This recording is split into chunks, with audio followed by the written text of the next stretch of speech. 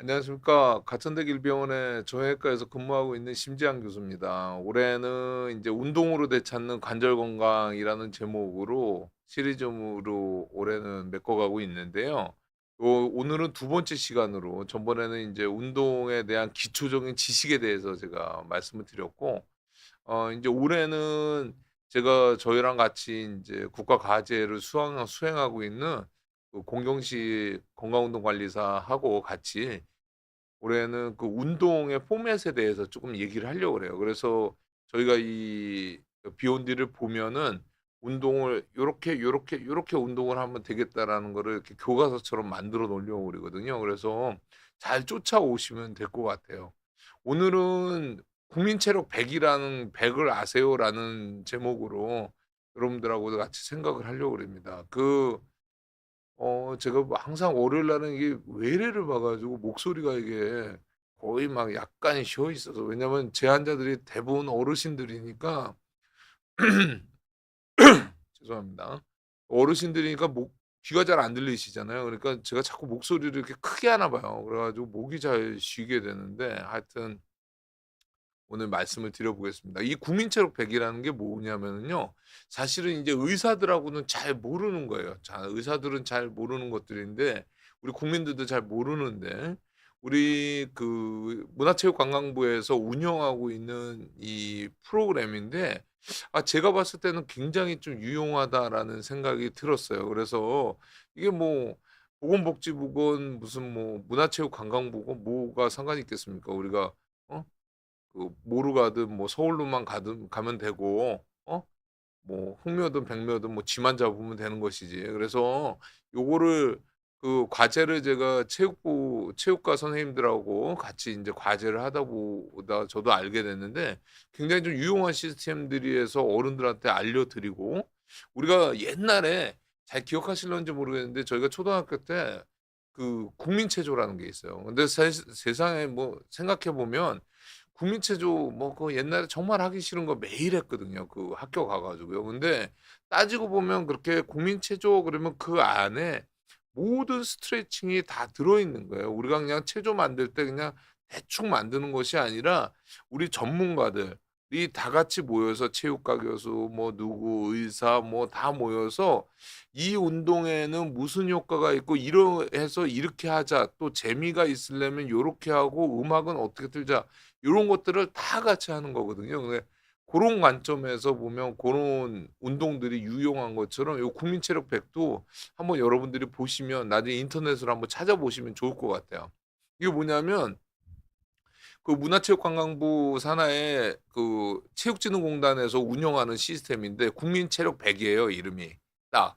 그래서 이거를 측정도 해 주고 평가도 해 주고 거기 뭐 비디오 같은 것들도 있고, 우리가 그 직접 가면은 거기 가서 막 그 우리가 검사도 해 주고 요런 거거든요. 근데 이 공짜예요, 공짜 사실은. 그래서 우리가 인제 요런 것들은 어디서 많이 사용하냐면 무슨 경찰이나 소방관 공무원들 뽑고 막 그럴 때 보면 기준이 있어야 될 거 아닙니까? 그러니까 이거 인증이 얼마 이상 되는 사람 뭐 이런 식으로 하는데, 우리 어르신들도 가서 충분히 할 수 있는 그런 시스템이니까 한번 이용해 보시는 것이 좋지 않을까. 보면은 4 세부터 6세 유아기서부터 시작해 가지고 완전 어르신들까지 다 갈 수 있는 시스템이에요. 그래서 뭐 찾아보면 저는 사실은 가본 적은 없지만 인증센터가 전국에 73 개소가 있다고 그러고요. 심지어는 뭐 학교 그런 데서 요청하면은 이렇게 출장도 가서 측정해 주고 뭐 그린다고는 그러는데, 자기 동네에 이런 것들이 있는지 한번 알아보시고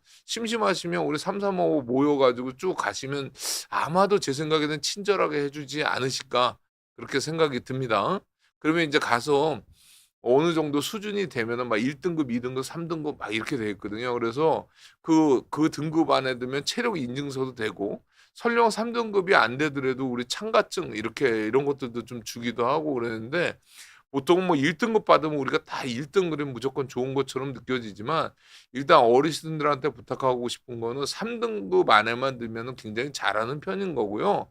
참가를 하면 우리가 목표치가 생기게 되잖아요. 요렇게 운동하는 것도 괜찮지 않을까 싶어서 제가 소개를 시켜 드립니다. 뭐 이렇게 체력 측정 항목들이 쭉 있어 가지고요. 보시면은 48 개월서부터잖아요. 그러니까 우리 만 4 세부터 시작해 가지고 유소년기, 청소년기, 뭐 성인기 또 어르신기 그래서 만 65세 이상 뭐 85세 이상 막 이렇게 돼 있어요, 표 자체가. 그러니까 여러분들이 그냥 부담 안 갖고 가셔서 그쪽에 있는 거를 신청을 하고 한번 해 보시는 것도 괜찮지 않은가 저는 그렇게 생각이 듭니다. 그래서 보면은 제가 어르신들을 위해서 65세 이상에 해당되는 것들을 뭐뭐뭐뭐 측정하나 이렇게 보면은 막 인제 체격 검사라는 거가 있어요. 인제 체중, 키, 뭐 허리둘레 뭐 이런 것들 재는 것들이 있고요. 그런 것들 말고 인제 실제로 체력 같은 것들을 재게 돼 있는데 국민 체력 100 이니까 딱 보면 6 가지 항목이 있어요. 여기서 보시면은요. 그래서 크게는 인제 6 가지 항목이 있고 작게는 인제 7 가지 측정하는 것들이 있는데 보시면 이게 근기능 상지 그래서 이렇게 악력 있잖아요. 악력을 갖다 재는 것도 있고 이제 의자에 앉았다 일어났다 하는 고런 것들도 있고 그다음에 6분 동안 인제 걷는 거예요. 보통 트랙이 이렇게 좀 있어 가지고요. 보면 옆에 보시면 동영상 가이드도 있잖아요. 요것도 한번 눌러 보시면은 재밌을 것 같아요. 그리고 2분 제자리 걷기, 제자리에서 인제 걷는 운동 같은 것들을 어떻게 하는지 그래서 인제 몇 회까지 하나 막 요런 것들을 측정해 주는 거예요. 그리고 유연성 앉아서 윗몸 앞으로 굽히기 이렇게 여기서 이렇게 앞으로 수그려 가지고 얼마나 인제 굽혀지나 뭐 요런 것들 그다음에 의자에 앉아서 3 미터 표적을 이렇게 돌아오는 거는 단순히 걷는 것뿐만이 아니라 이렇게 방향 전환을 해야 되는 거잖아요. 그래서 요런 것들이나 협응력을 보는 팔자 모양 요렇게 그러니까 의자에 앉았다 3 미터 표적 돌아오기는 요 앉은 상태에서 오른쪽으로 한 번, 왼쪽으로 한 번, 다시 의자에 앉았다가 오른쪽으로 한 번, 또 왼쪽으로 한 번 요렇게 갔다 오는 거고 팔자는 요렇게 팔자 모양대로 그야말로 요렇게 도는 것들을 얘기를 하는 거예요. 그래서 요런 것들은 이게 근력도 볼 수 있지만 우리가 이렇게 중심을 잡는 거 평형력과 뭐 이런 것들을 같이 보는 요런 시스템으로 되어 있습니다. 그래서 아까 국민체조로 제가 말씀드렸듯이 요렇게 요런 측정 항목들을 살펴보면은 대충 우리가 무엇을 운동하면은 몸에 좋겠다, 유용하겠다 요런 것들이 나오잖아요. 그래서 요걸 갖고 오늘 한번 어른들하고 얘기를 한번 해 볼까 생각이 들어요. 근데 중요한 게 뭐냐면은요.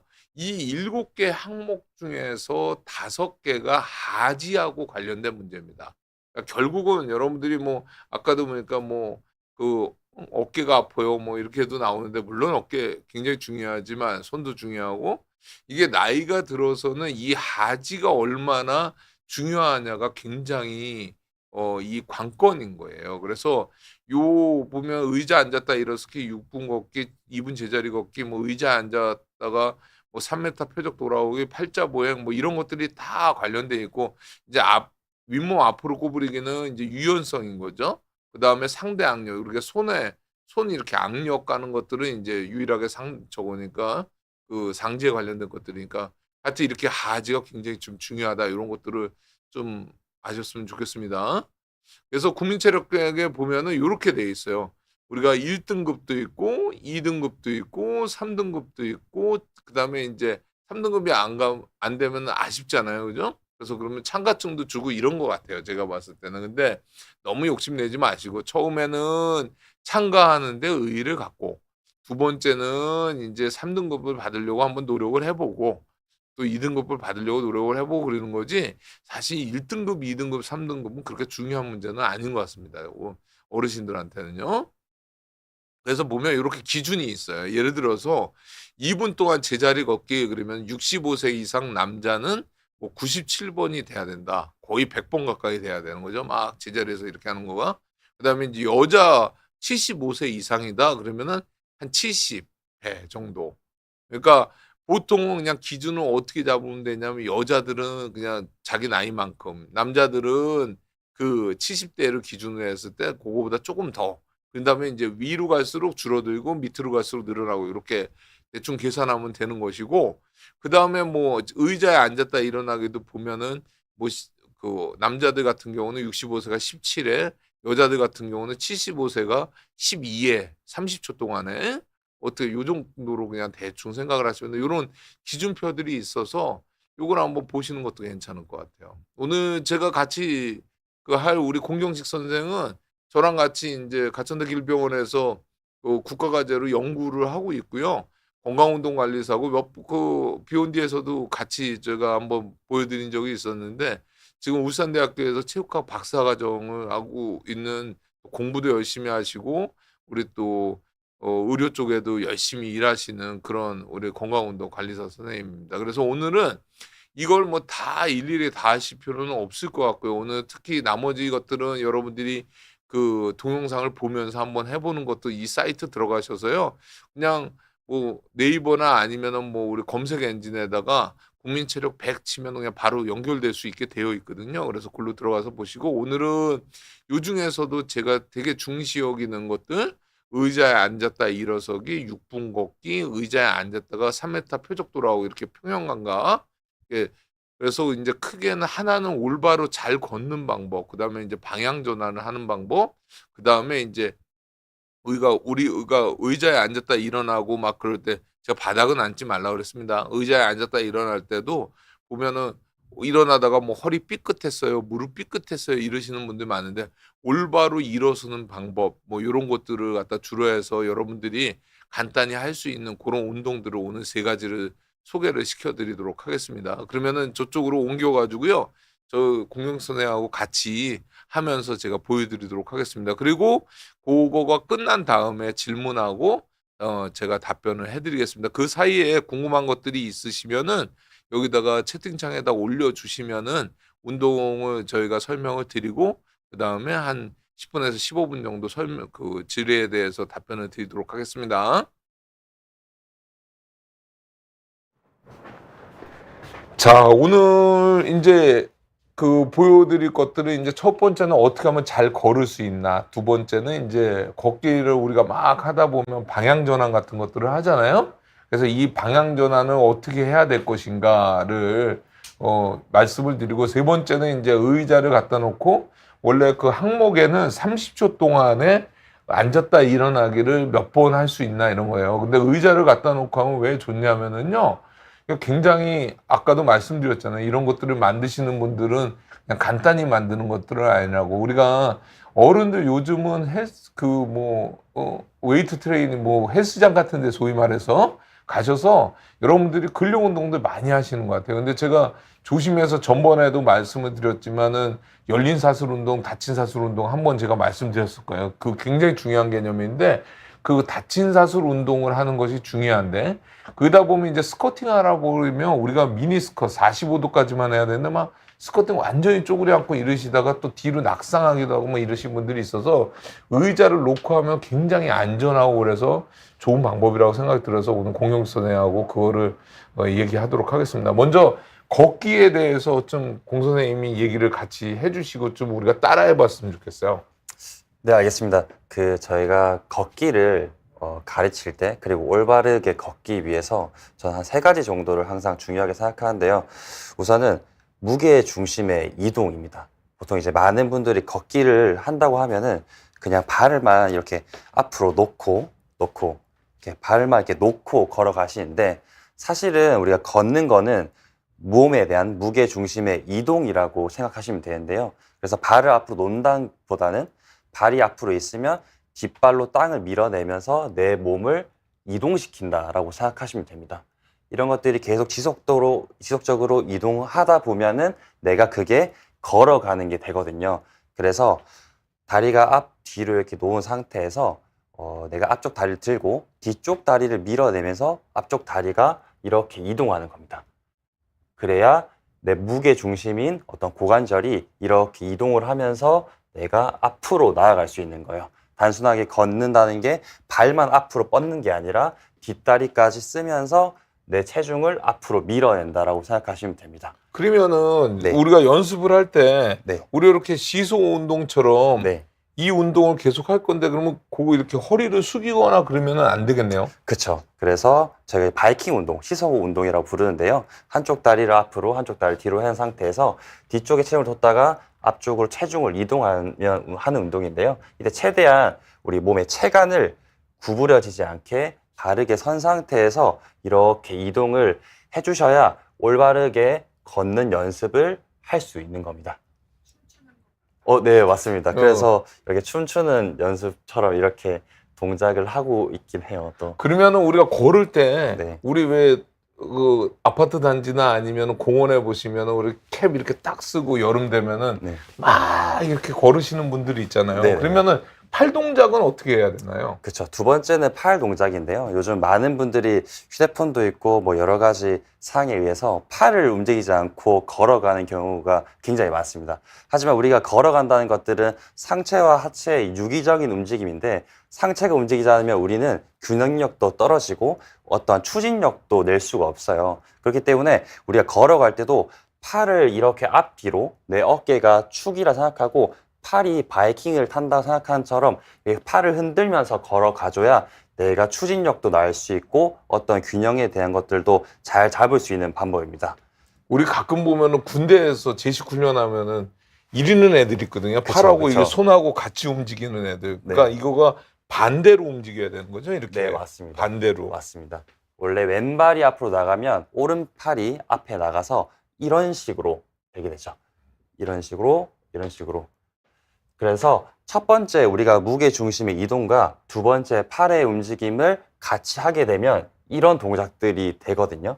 그럼 이런 동작들이 진짜 걸어간다고 생각하면 앞으로 추진력 있게 엄청 잘 나가고 빠르게 나갈 수 있는 방법이 될 수 있습니다. 그러면은 딱 그 세 가지로 정리를 할 수 있겠네요. 한 가지는 몸은 상체, 이 코어는 움직이지 않아야 되겠다. 네. 빳빳하게 펴서 그쵸. 움직이지 말아야 되겠다. 그 다음에 다리는 추진력을 얻으려고 이렇게 앞으로 밀면서 걸어야 되겠다. 네. 그 다음에 세 번째는 팔은 그거랑 밸런스 맞춰서 가급적이면 크게 흔들어서 균형을 맞추면서 걷는 것이 좋겠네요. 그러면 제자리 걸음을 한번 보여주면 되겠네요, 저희가. 네. 우리 제자리 걷기가 아까 그 뭐라 그랬죠? 한 65세가 남자가 몇 회가 97개 정도 97회 되고요. 한 거의 100번 네. 하는 거가 저거니까 네. 그리고 여성 같은 경우는 그거보다 좀 네, 적겠죠. 맞습니다. 그러니까 제자리 걷기를 한번 보여드리면 되겠다. 그죠? 네, 맞습니다. 제자리 걷기 할 때도 우리가 어떤 국민체력배 기준으로서는 무릎과 우리 고관절의 중간 높이까지 무릎을 들어줘야 되는데요. 이제 단순하게 다리를 든다고 생각하면은 우리 체간이 이렇게 막 찌그러진 경우가 있어요. 그래서 저는 이제 무릎 끝부분이 올라간다라고 생각하고 들라고 항상 말을 하거든요. 단순하게 팔을 우리가 흔들지 않고 무릎만 흔들리고 하면 어떤 빠르게 할 수도 없고 힘이 들어요. 그렇기 때문에 거기에 맞춰서 팔을 같이 흔들어 주면 자연스럽게 무릎을 이렇게 쭉쭉 높게 그리고 빠르게 올릴 수 있습니다. 그래서 보통 이제 기준에 따라서 두 다리가 하나로 기준으로 하거든요. 그래서 1초에 뭐 하나씩 뭐 하나 이상을 한다 생각하시면은 저 잘한다. 왜냐면 1초에 하나면은 2분이니까 120개죠. 그러면 엄청 잘한다고 볼 수 있습니다. 그럼 뭐 저희가 TV 보면서도 이렇게 딴 거 하죠. 물론 뭐 밑에다가 좀 두껍게 깔아서 우리 가끔 2층 집이 위에서 그냥 엄청 걸어가지고 층간소음 많은데 층간소음 안 나오게 밑에다 좀 두툼하게 만들어 놓고 그 다음에 드라마 보면서도 이렇게 걸으면 굉장히 도움이 되겠네요. 그죠? 맞습니다. 생각보다 네. 힘들어요. 땀 나면서. 오케이. 환자분들이랑 시켜보면은 이분을 못하는 경우도 굉장히 많습니다. 좋겠네요. 그러니까 이런 것들을 좀 생각하시면은 우리가 맨날 그런 얘기 하거든요. 어르신들이 와가지고 실내에서 하는 운동, 뭐 추우니까 밖에 뭐 눈이 오면 겁나서 못 나갑니다. 뭐 이런 얘기 많이 하시고 여름 되면은 뭐 더워서 못 나갑니다. 그러면 이제 제가 그 얘기는 해주거든요. 가끔 이제 쇼핑몰 가세요. 아니면은 무슨 마트 가세요. 왜냐면 마트 가면은 큰 공간이 있잖아요. 제가 나중에 기회가 되면 우리 무슨 뭐 회장님들 만나가지고 한번 그 캠페인을 같이 할까 한번 생각 중인데 마트와 같이 하는 어르신들이 운동도 되고 뭐 왔으니까 쇼핑도 하면 좋잖아요. 그러니까 그 두 가지를 같이 하는 공간으로 좀 활용해 보면 되지 않을까. 저는 그런 캠페인을 좀 한번 나중에 하고 싶은데 그런 식으로 뭐 제가 마트 가세요 그랬었는데 집에서도 이렇게 하면은 지금 잠깐 했는데도 땀이 꽤나 나네요. 맞습니다. 또 한 가지는 그러면 여기서는 이런데 제가 항상 어르신들한테 조심하게 하는 거는 뭐냐면 우리나라 사람들은 운동을 하라고 그러면 두 가지를 먼저 생각을 해요. 하나는 뭐냐면 땀이 나야 되는 거예요. 땀이 나야지 운동이라는 생각을 갖고 있으시고 또 한 가지는 힘이 들어야 되는 건 거예요. 그러니까 자꾸 무슨 일을 자꾸 벌리시냐면 저희가 평지만 걸으세요 이렇게 얘기를 하면은 꼭 언덕배기로 이렇게 오르려고 노력을 하고 저는 뭐 아파트 계단을 올라갑니다. 뭐 내려올 때는 엘리베이터를 타고 내려옵니다. 그렇게 얘기를 하시는데 올라가시는 것도 상당한 부담이 됩니다. 그래서 제가 평지만 맨날 걸으라고 어르신들한테는 얘기를 하거든요. 물론 이제 젊으신 분들, 20, 30대 분들은 계단 오르는 운동이 굉장히 좋은 운동입니다. 그렇지만 60, 70이 넘어가신 분들한테 계단 운동은 무리거든요. 그래서 평지만 걷는데 그러면 보폭은 어떻게 하는 거가 좋은가요? 우리가 이렇게 성큼성큼 걷는 사람들도 있고 어떤 사람들은 소위 말해서 종종종종 걷는 사람들도 있잖아요. 그럼 네. 보폭은 어느 정도로 하는 거가 좋나요? 보통은 우리가 올바른 보폭은 키에 빼기 100cm 정도를 해서 그게 올바른 보폭 정도라고 말을 하는데요. 이제 그것보다는 아까 첫 번째, 두 번째 그 체중의 이동 그리고 팔의 움직임이 잘 되다 보면은 보폭은 알아서 나는 거거든요. 그래서 그거에 따라 보폭을 만들어 주는 게 중요할 것 같고 억지로 내가 보폭을 만들겠다고 다리를 넓게 벌리다가는 오히려 더 안 좋을 수도 있고 우리가 낙상에 대한 것들을 당할 수 있는 확률이 있기 때문에 최대한 내가 그냥 무게 중심을 이동하고 팔이 가면서 갈 수 있는 만큼만 가는 게 좋지 않을까 싶습니다. 뭐 굉장히 좀 좋은 얘기 해주신 거예요. 왜 그러냐면은 우리가 뭐 보폭을 강제로 정할 필요는 없는데 자기들이 그냥 이동하는 저 밸런스가 맞는 범위 내에서만 보폭을 하시면 되고 단 한 가지 좀 제가 조심해서 말씀드리는 거는 뭐냐면 어르신들 중에서 보폭을 굉장히 성큼성큼 걸으시는 분들이 있어요. 보시면은 성큼성큼 걷는 거가 나쁘지 않습니다. 근데 이게 좋은 것도 있고 나쁜 것도 있는데 보면은 이 성큼성큼 하면은 조금 어려운 얘기 좀 해볼까요? 그러면 우리가 걸을 때는 우리가 이 접지를 하는 스탠스 페이스라는 것이 있고 그 발바닥이 땅에 붙어 있는 시기가 있고 우리가 이걸 뭐라 그래야 되나 스윙 스윙 페이스라고 그랬는데 우리가 무릎이 이렇게 발이 땅바닥에서 이렇게 일어나 떨어져 있는 요 시기가 있어요. 우리가 뛰면은 요 스윙 페이스가 더 길겠죠. 그 다음에 이 걷는 거는 요 발이 붙어 있는 스탠스 페이스가 긴데 우리가 성큼성큼 걷다 보면은 이 스윙 페이스가 길어지는 거예요. 이렇게. 근데 우리가 종종 걷다 보면 요 스윙 페이스가 짧아지니까 이 넘어지는 거를 막기가 편한 건 거예요. 그래서 제가 어른들은 잘 모르겠으면은 성큼성큼 걷는 게 좋습니까? 쫑쫑쫑쫑 걷는 게 좋습니까? 그러면 저는 종종종종종 걸으라고 그래요. 그러면은 여기 안전하게 이렇게 바를 수 있거든요. 또 한 가지 어른들한테 항상 주의하는 거는 지금 이제 겨울이 다행히도 다 가서 물론 춥기는 되게 춥던데 다행히도 뭐 눈 같은 거는 이제 오는 시기가 좀 지났는데 항상 손을 빼서 아까 우리 공 선생님이 얘기한 대로 팔을 이렇게 흔들면서 가야지 절대로 주머니에다 손을 집어넣고 가시면 안 됩니다. 우리 몸은 반응을 하는 속도가 늦기 때문에 그래서 넘어지는 경우에는 사실은 다치지 않으시면 좋겠지만 팔을 빼고 장갑을 끼신 경우는 팔로 짚으니까 팔이 부러질 수 있는데 요걸 주머니에다 놓고 넘어지시는 경우에는 고관절 아니면 척추가 부러지기 때문에 그거는 아주 치명적이거든요. 그래서 꼭 겨울에는 손을 빼고 다니시고 걸으시려고 그러면 중요한 것이 뭐냐면 보폭을 짧게 해서 종종 걸으시는 것이 좋겠다. 요 정도 정리하면 되겠다. 그죠? 네, 교수님. 오케이. 그 다음에는 우리가 그 아까 3m 네, 표정 네, 걷기. 표적 걷기를 하려면은 어쩔 수 없이 이렇게 돌아야 되잖아요. 그쵸. 그 턴할 때 우리가 보통 이렇게 삥 돌다가 그리고 주저앉는 경우가 많거든요. 네네. 어르신들이. 네.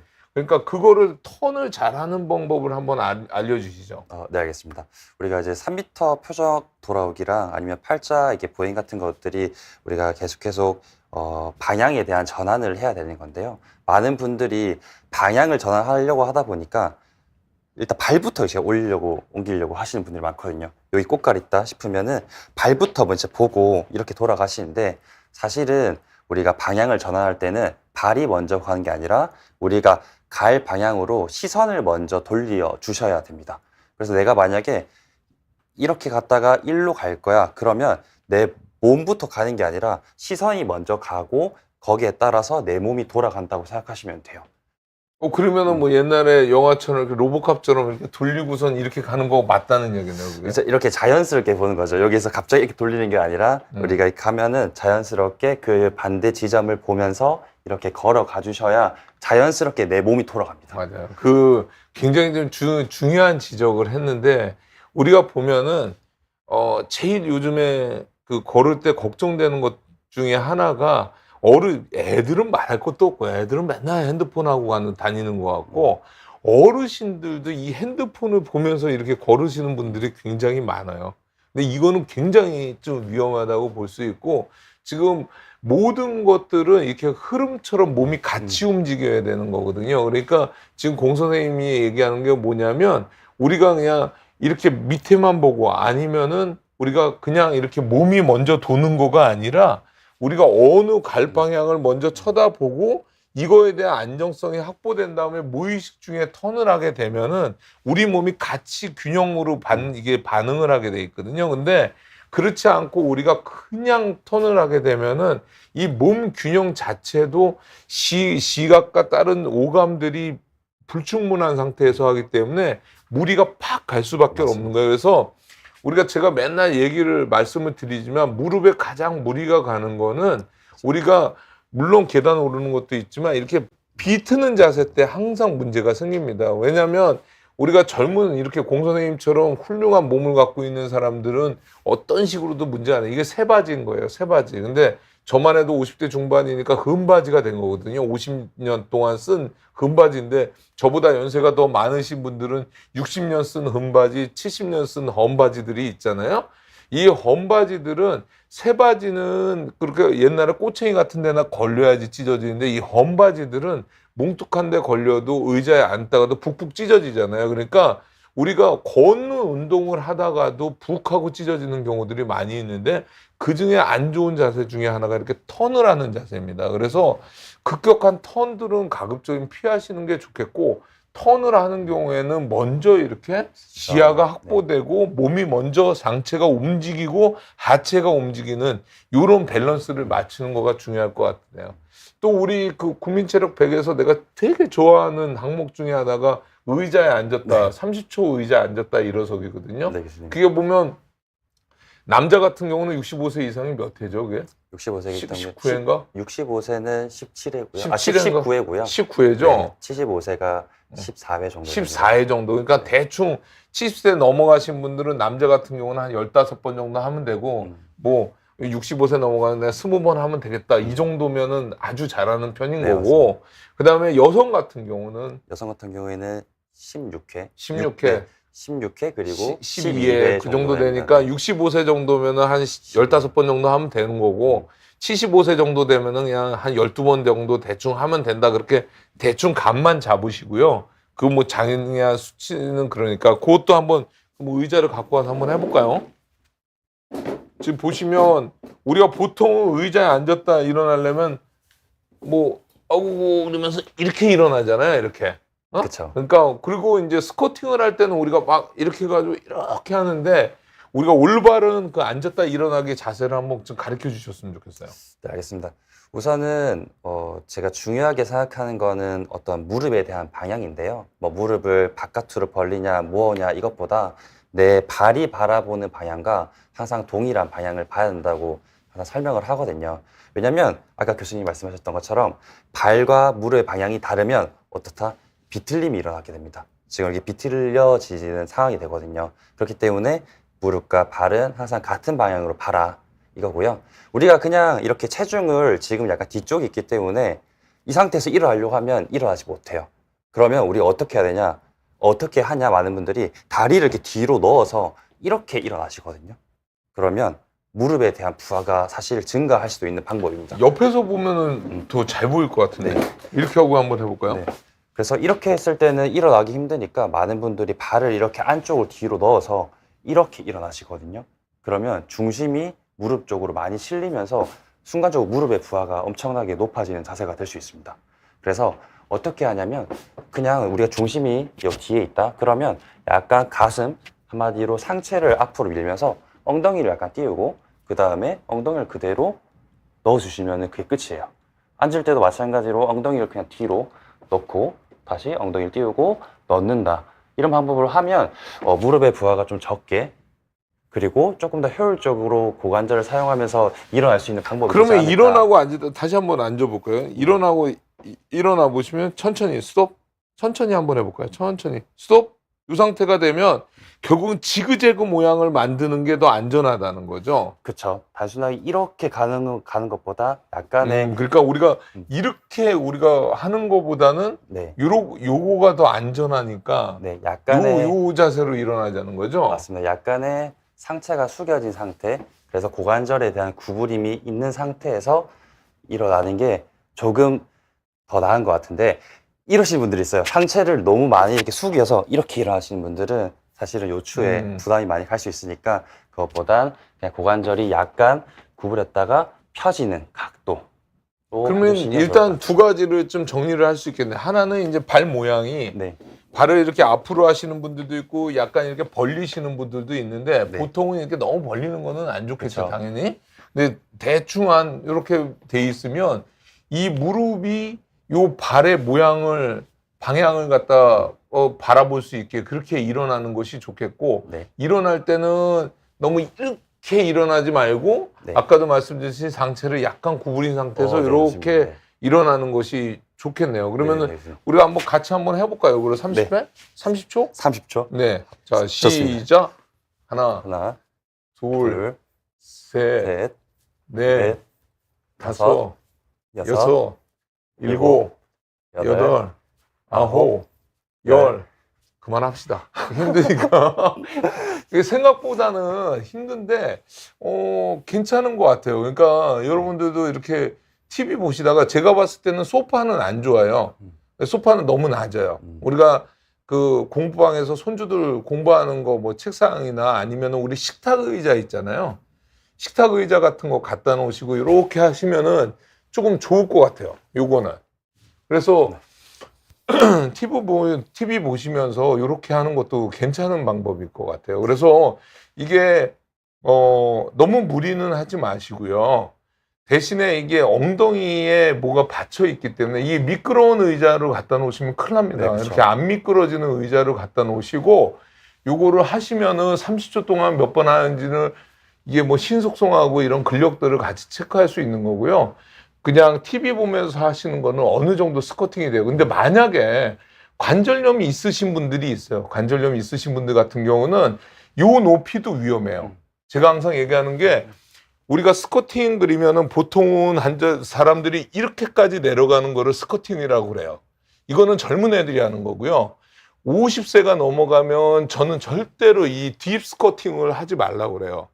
그래서 50세가 넘어가면 어느 정도까지 하시는 게 제일 좋냐면 쉽게 얘기하면 우리 학교 다닐 때 잘못하면은 지금은 뭐 그런 체벌이 없어졌는데 여기 뭐 공 선생님이나 우리 PD 선생님 같은 경우는 잘 모를 테지만 우리는 무진장 많이 이렇게 기마 자세로 혼나는 거를 많이 했습니다. 그래서 이 기마 자세까지는 허용이 되는 건 거예요. 그래서 어른들이 가끔 스쿼팅 좋아요 그렇게 얘기하시는 어르신들이 있는데 남자분들도 있고 여자분들도 요즘 많이 하시는 것 같아요. 그러면 제가 항상 얘기하는데 45도까지만 하세요. 이게 미니 스쿼트라고 하는 겁니다. 그리고 이 미니 스쿼트를 하실 때에도 이게 방향이 다리가 이렇게 돼서도 안 되고 아까 공 선생님 말씀하신 대로 다리가 이렇게 돼서도 안 되고 자기가 무릎이 다리가 발이 보여지는 방향으로 그대로 이렇게 앞으로 내려오는 것이 중요합니다.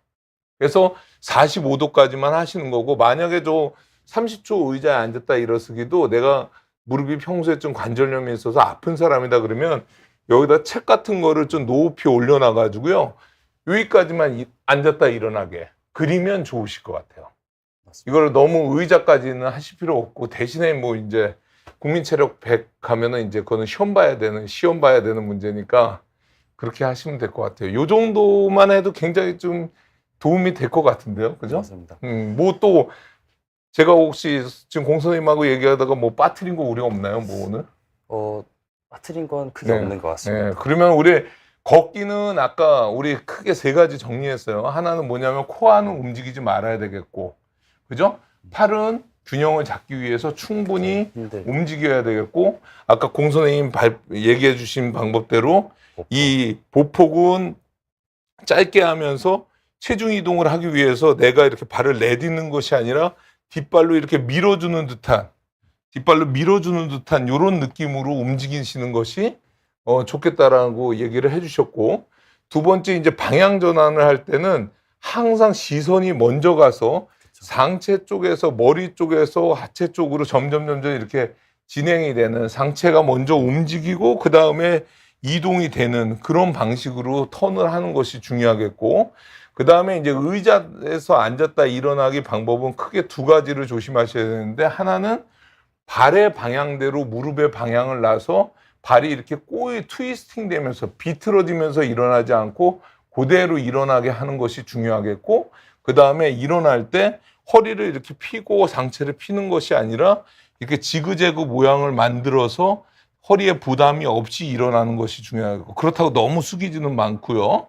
그 다음에 무릎이 좀 아프신 분들 같은 경우는 완전히 쪼그려 앉는 거가 아니라 미니스컷 정도만 허용을 하겠다. 이 정도까지 하면은 오늘은 괜찮을 것 같은데요. 네, 맞습니다. 그래요. 그리고 오늘은 운동의 시범은 여기까지 보이고요. 나중에 한번 그 국민체력 100이라는 데를 한번 꼭 사이트 한번 들어가 보세요.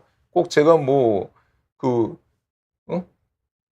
문화체육부 홍보대사처럼 나온 것 같은데 그렇지는 않고, 저는 소속은 보건복지부고 교수니까 교육부 소속이긴 한데 한번 꼭 들어가서 보시면 큰 도움이 될 것 같습니다. 오늘 질의에 대해서 제가 답변을 좀 몇 가지 하고요. 다음 시간에는 이제 저희가 이제 또 겁나는 계절이 왔어요. 이제 일부 좀 예민하시거나 아니면 알러지 많으신 분들은 이 3월, 4월이 아주 굉장히 괴로운 시기거든요. 그래서 이 황사 같은 것들이 많기 때문에 미세먼지도 많고, 그래서 그 3월에는 제가 실내에서 할 수 있는 그런 운동을 한 3가지 정도만 갖고 와서, 2-3가지 정도만 갖고 와서 여러분들이 간단히 할 수 있도록 그렇게 한번 준비를 한번 해보도록 하겠습니다. 수고하셨습니다. 자, 지금 40분이라서 제 뒤에도 오늘 강의가 있으신 것 같아요. 그래서 제가 또 말 빨리 해가지고 가급적이면은 네, 질문에 대해서 모두 답해드리도록 하겠습니다. 첫 번째, 어깨 회전근개 좋은 스트레칭 추천 부탁드립니다. 이거 여러 가지 많은 비욘디의 동영상들이 많이 나와 있는데요. 우리가 이제 크게 4개의 방향이 있어요. 어깨는 하나는 운동을, 물론 어깨가 모두 유니버설한 이런 관절이긴 한데 크게 의사 선생님들이 4가지 방향으로 정리를 하거든요. 하나는 이렇게 앞으로 나란히 올리는 45도로 올리는 요 방향이 있고, 또 하나는 우리 많이 하는 요렇게 안으로 붙이는 운동, 그다음에 하나는 요렇게 밖으로 돌리는 운동, 그다음에 뒤로 돌아서 이렇게 허리춤으로 해서 등으로 점점 이렇게 올라가는 운동, 이렇게 4가지가 있는데요. 항상 우리가 평소에 생활하는 거가 안 하는 운동을 하는 것이 중요합니다. 그래서 우리가 보통은 다 이렇게 해서 설거지를 하든지 하잖아요. 그래서 이 쫙 뻗는 운동하고 그다음 밖으로 돌리는 운동이 굉장히 중요한데, 요거를 하는 것들은 동영상들이 워낙 많은데 제가 하는 좋은 방법은 뭐냐면요. 그 공원이나 아니면 학교 가 가지고요. 우리 그 철봉이 있잖아요, 철봉. 철봉에 이렇게 팔을 하고 몸을 축 늘어뜨리는 거예요. 그래서 빨래처럼 매달려 있으라 그래요, 제가. 발이 이렇게 떨어져 있으면 좀 힘드니까 발이 붙은 상태에서 힘을 쭉 빼면 무릎이 구부러지면서 이렇게 빨래처럼 쭉 매달려 있잖아요. 이거 하루에 30분만 해도 훨씬 좋은 운동이 됩니다. 나머지 전문적인 스트레칭은 우리 견주관절 하시는 정형외과 선생님들이 많은 비욘디의 동영상들이 있을 거예요. 그거 참고하시면 될 것 같습니다. 목 근육 섬유화가 진행되었다고 합니다. 마사지하면 뿌드득 소리가 나는데 이걸 잘 풀어주는 게 중요하죠. 제가 항상 말씀드리잖아요. 이 근육의 섬유화든 뭐든지 간에 근육은 풀어주는 것이 맞습니다. 그리고 근력 운동을 하는 게 맞죠. 이 항상 소리에 관한 문제들은 뭐냐면, 우리 목 같은 데 하면 우두둑 우두둑 이렇게, 우리 옛날 조폭 영화 보면 이렇게 우두둑 우두둑 하고, 그다음에 무슨 이렇게 카이로프랙틱스처럼 이렇게 물리치료 같은 거를 하면 우두둑 우두둑 소리 나면은 뭔가 좀 마사지 받으면 해결이 된 것처럼 그렇게 느껴지는데, 통증이 없는 소리는 큰 의미가 없는 겁니다. 그래서 우리가 소리가 나는 기전은 몇 가지가 있는데 뭐 그것까지 다 설명드릴 수는 없는데 이 통증이 없는 소리는 의미가 없기 때문에 소리가 났다고 해서 이것이 풀렸다고 또 거꾸로 생각할 필요도 없는 겁니다. 그래서 소리하고는 상관없고 이렇게 근육은 강한 운동과 스트레칭을 통해서 풀어주는 요 두 가지를 같이 해주는 것이 굉장히 중요합니다. 60대 여성입니다. 얼마 전 계단을 걸어가다가 발목을 다쳐서 수술하고 재활하고 있어요. 걷기를 열심히 하고 있습니다. 항상 오르내리는 계단이었는데 왜 그랬는지 생각해 보니 교수님 말씀이 떠올랐어요. 수술을 앞두고 있는 무릎이 휘청하면서 중심을 잃은 것 같거든요. 수술하자 소리 들었어도 자전거도 타고 걷기도 열심히 하면서 나름 불편하지 않은 일상생활을 하고 있어요. 휘청인지 아닌지 발목 인대가 2개 파열돼서 수술하고 방기부스 한 달간 했습니다. 네. 이게 천만다행인 거예요. 발목이 다치신 거. 왜냐하면 발목은 그래도 이렇게 격자 모양으로 돼 있거든요. 소위 말해서. 격자라는 거는 뭐예요? 위에서 이렇게 보면 얘 자체가 뼈 자체가 안정성이 있는데 무릎은 요거라고 그랬잖아요. 제가 판판한 데다가 동그라미가 있어서 얘는 인대를 붙잡는다 그랬잖아요. 그래서 발목은 그런 대로 뭐 저거는 걔 수술하고 방깁스하면 그런 대로 괜찮으실 겁니다. 근데 지금 중요한 거 말씀을 해주셨죠. 우리가 무릎이 휘청하고 그러면 무릎이 안 좋은 경우들이 많은 건 거예요. 그래서 자꾸 이제 수술을 안 하시고 버티시는 거가 있는데 제가 2가지 종류가 있다 그래요. 수술을 안 하는 방법은. 하나는 뭐냐면은요. 이 관절은 다 망가졌는데 이빨이 없는데 잇몸이 튼튼하면 막 고기도 씻고 그러는 것처럼 이 무릎은 관절이 다 망가졌는데 이 근육이 빵빵해 가지고 상대적으로 통증이 덜한 경우가 있어요. 전혀 없진 않습니다. 있습니다. 중간중간 아픈 경우는 있는데 비교적 생활을 잘하는 거예요. 운동도 잘하고 통증도 적고. 이런 경우에는 수술을 안 하셔도 됩니다. 당분간 더 미루셔도 되는 겁니다. 이런 경우는. 그러니까 소위 말해서 잘 쓰면서 미루고 있는 경우고요. 또 한 가지 경우는 뭐냐면 실제로 통증이 엄청 있는데 빨리 이런 경우에는 수술을 하고 운동을 하는 것이 맞는데 그냥 수술이 무섭고 그래서 안 하고 버티는 거예요. 그러니까 통증은 엄청 있는데 그냥 버티는 거죠. 그래서 잘 쓰면서 안 하는 경우는 오케이. 그렇지만 아픈데 무조건 수술이 무서워서 버티는 거는 이건 별로다는 거예요. 그래서 이런 경우에는 그냥 빨리 수술을 하시고 운동을 하시는 게 맞고 단지 여기 관절염은 다 있지만 애들이 운동을 잘하고 있어서 잘 쓰고 있는 경우는 조금 더 미뤄도 된다는 거예요. 그 판단은 환자분들이 하시면 안 되고요. 그거는 좋은 의사 선생님을 만나서 그분이 하셔야 됩니다. 물론 뭐 무조건 수술하라는 의사 선생님도 있긴 하지만. 네, 다음 거 보면은 무릎이 이유 없이 아픈데 이건 어쩌죠?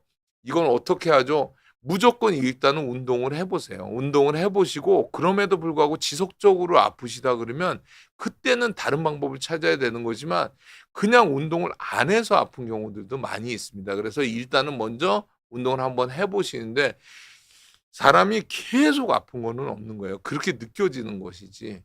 근데 사실은 어느 때가 더 아픈가를 한번 확인을 해봐야 되는데 그러려면 움직여야지 어느 때가 더 아픈지 확인할 수 있잖아요. 의사 선생님한테 와서 제일 힘든 게 뭐냐면 하루 종일 아파요거든요.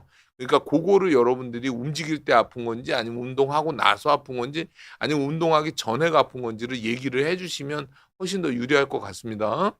그다음에 가끔 한쪽 다리에 힘이 안 들어갈 때가 있는데 허리가 찌릿하면서요 문제가 있는 것 같네. 이거는 문제가 있을 수 있어요. 허리가 문제가 되면은요 그것이 나타나는 거는 주로 발에서 나타나는 경우가 많이 있습니다. 왜 그러냐면 우리가 소위 말해서 뭐 변전소가 고장이 났다. 변전소에서 기계가 고장이 났다 그러면 우리 가정집이 정전이 되는 거잖아요. 사실은 변전소에서 고장이 났다고 하지만 변전소에서는 불이 다 켜 있어요.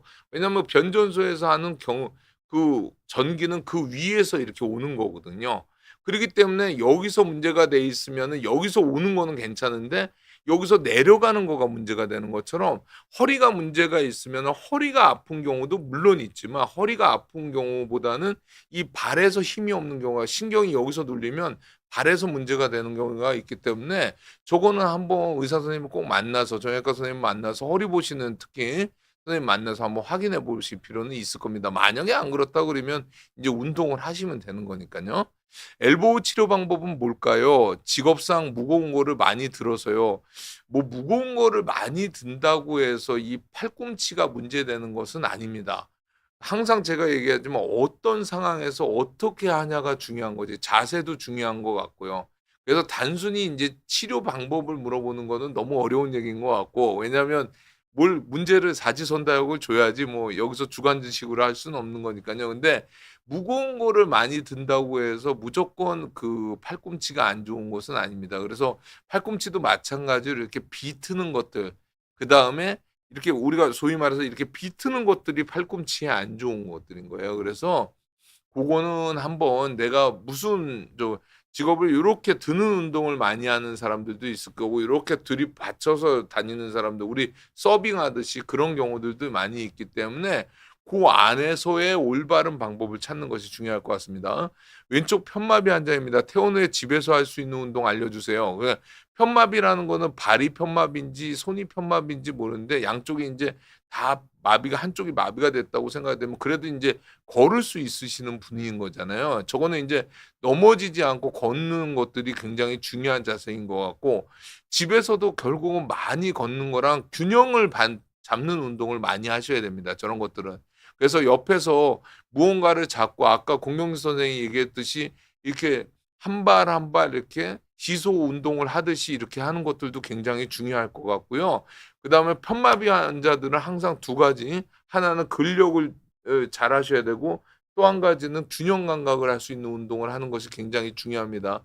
그런 것들을 잘 모르겠으면은 우리 물리치료실에서 같이 운동 치료를 하는 것도 굉장히 좀 좋은 방법일 것 같아요. 그리고 항상 양말 신지 마십시오. 집에서 운동하실 때는 맨발로 하시게 되고 아니면 미끄러지지 않는 그런 매트들을 사용하는 것이 굉장히 중요합니다.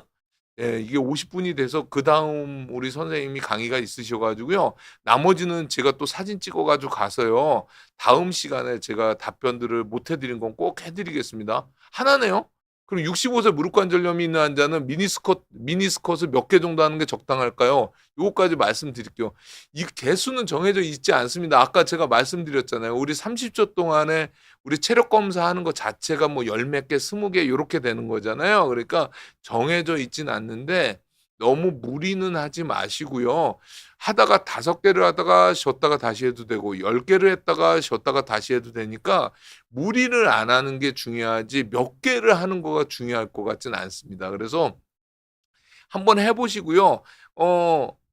안 아픈 범위 내에서까지는 하셔도 됩니다. 그리고 충분히 쉬고 또 하고 그러시면 될 것 같습니다. 그래서 개수가 중요한 건 아닌데 먼저는요. 한 10개 정도 해 보고 쉬었다가 또 10개 정도 하고 쉬었다가 그러세요. 그 걸을 때 오른쪽 골반에서 탁탁 걸리는 소리 나는데 걸리는 소리 나는 거 지금 마지막으로 조거까지만 할게요 진짜. 그래서 걸리는 소리가 난다 그러면은요. 보통 고관절에서 걸리는 경우들이 있어요. 그래서 통증이 있는 경우에는 고관절 보시는 교수님한테 가서 그 확인을 받으셔야 됩니다. 만약에 통증이 없다면 조금 지켜보셔도 됩니다. 그래서 보통은 걸리는 소리가 안에서 우리가 소위 말해서 그 도가니 같은 애들이 탁탁 걸리기도 하고요. 또 한 가지는 힘줄이 지나가는 것들도 있을 수 있거든요. 근데 도가니가 걸리는 거는 나중에 수술해야 되는 경우도 있어요. 근데 이 힘줄이 지나가는 것들 소리 나는 거는 그냥 무시하셔도 됩니다. 그래서 제 슬라이드 한번 다시 줘 볼까요? 그래서 51 분이 넘어 가지고요. 이제 마무리를 지려고 했는데 다음 시간에는 말씀드린 대로 그 운동으로 되찾는 관절 건강 세 번째 시간으로 미세먼지가 많은 환절기잖아요. 그래서 3월 24일 날 월요일 날 오후 4 시에 할 거고 그 환절기에 하는 그 실내 운동 한 두세 가지 정도만 여러분들한테 정리해서 할 수 있겠습니다. 올해는 무조건 운동을 하는 해로 제가 지정을 했고요. 여러분들도 좀 힘드시겠지만 운동을 하는 그런 해로 정하셨으면 좋겠습니다. 감사합니다.